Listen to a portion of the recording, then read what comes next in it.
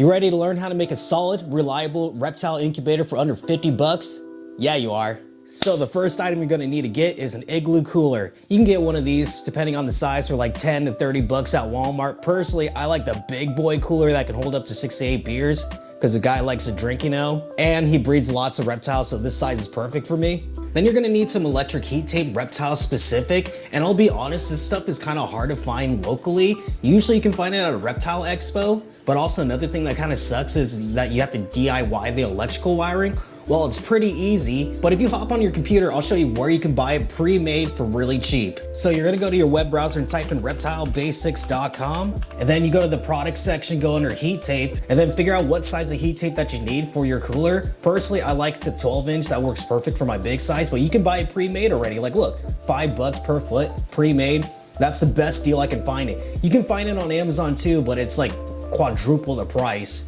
And then you're gonna need a thermostat. You can get one of these for like 15 to 20 bucks off of Amazon. But I do wanna mention with this thermostat, it will never stay at a consistent level. Since they're cheap, they actually go up and down by a few degrees, by like 2 to 3 degrees. Yeah, I know it doesn't sound that bad, but let's say you're trying to sex incubate something and you need to have it at that solid temperature to get that determination of sex incubation. So to do some sex incubation, you're gonna need a lot better of a thermostat, and these are honestly more expensive to like $130. And like one that I recommend is the Vivarium's Electronics VE200. So like this one, this will always stay at the same temperature because it pulses with modulation, meaning it'll just keep zapping a tiny bit of electricity to it. Even if it goes down a 1/10 of a degree, it'll go back up. While versus the cheaper thermostat, that'll go down 2 degrees and then climb back up.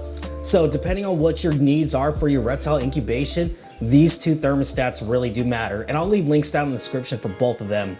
Now, after you decided what thermostat you want, grab some masking tape and put it on the side of your heat tape. And you're gonna wanna put it on the back side of the wall of the incubator.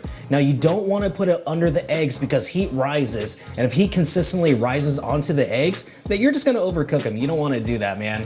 And when it comes to the wiring placement of the actual heat tape and the probe, I honestly just put it over the side of the edge and just close the door on top of it. It will keep enough heat in still and it won't damage the cords. But yeah, after that, just plug in your thermostat into the wall, then plug your heat tape into the thermostat, close the igloo, put your eggs in, and you're ready to go, man. Like honestly, out of all the reptiles I breed, and I breed a lot, I've hatched everything out in this igloo container for years. Like, it works just fine. Yeah, it's cheap, it's not pretty, but if you're trying to save some money, this is the way to go. Like, honestly, I don't really believe in dropping like $800 for a reptile incubator. Like, it doesn't make sense to me. At that point, you're just paying for the brand. Like, really. And now there are fancier ways to actually make one with like a wine cooler, but that's a lot more work as drilling and it's more expensive, but they work too. But yeah, like I said guys, super easy to make one of these incubators. You're ready to go now. Now go hatch some beautiful babies for me.